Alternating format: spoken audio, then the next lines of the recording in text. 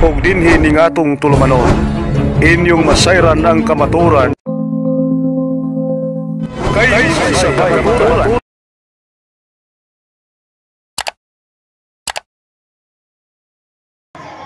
So mayong hapon ka nato may igsoon ko ni Kristo.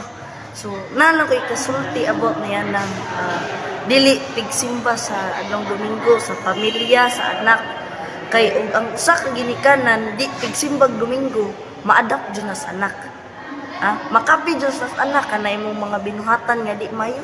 Matun-an po na sa imong anak mo nga isip kita mga Katoliko may igsoon. Magtuon jud ta sa atong doktrina.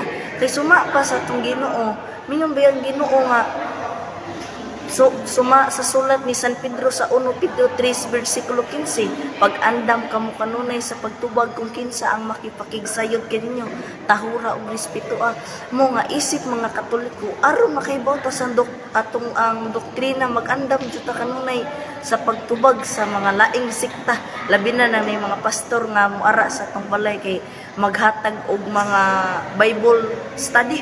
So, ug na gani ng mga pastor nga igsoon kapareha sa gibuhat ni Sister Ellen nga gakuan og rosaryo. Magampo jud ta una usab sa Santos nga rosaryo kay hatagan kitag pangaliya sa Espiritu Santo ug pangaliya sa Mahal na Birhen Maria, pinaagi sa pag-ampo sa Mahal na Birhen Maria madungog sa atong Ginoong Hesukristo. Mao nga og nag-away na inyong amahan ug inahan, iampo lang na sa Ginoo, isalig sa Ginoo ang imuhang mga pamilya kay ara mutabang nimo ang Mahal na Birhen Maria. Kay ingon ang Ginoo dira sa Mateo 28:20, panglakaw kamo sa tanang nasod ug bunyagi sila sa ngalan sa Samahan ug sa Anak ug sa Espiritu Santo. Muna nga karon kay isip usang mga Katoliko ug napanood nimo tun-i jud ato ang pagtuong Katoliko, isip nga usa ka Katoliko. Ay batok pa ni St. Alexandria, I am not worthy to be called Catholic if I cannot defeat my faith. Dili ako ngayon nga matawag og Katoliko, dili na ako magdepend sa Katoliko. Mao nga kanang mga Katoliko ron nga naghimugna sa mga laing sikta, pagtuon mo di ra mo mutan-aw sa positive side, mutan-aw puta sa negative side. Aron mahibaw-an jud nato ngano adunay larawan ang Katoliko. Muna nga tong kun-an dili ra ta kanunay mag-explanation sa pastor, kung dili mangutana puta ng simbahan na kitay na anay tindahan nga na maligyag bang mangga nga pait unja mangutana kas unja na may tigdaot aron mapalitan tong kuan.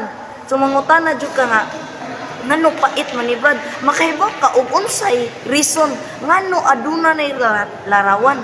Muna nga isip Katoliko maigsuon kanunay jud ta sa pag-andam sa pagtubag sa mga pastor ug tigsimba ta sa adlaw nga Domingo, mao adlaw ipapahulay nga gihatag sa Dios Amahan ni Moises diha sa Ten Commandments. Ug daghan kayong salamat po Edgar ug Mark sa inyong pagtan-aw ni ining ato ang live. Daghan kayong salamat po. God bless you. Ug inyo nang nabati ang mga kamatuoran dinhi ning atong tulumanon kay sabay kamatuoran. Ako lang hinaot nga daghang kamog nakatunan.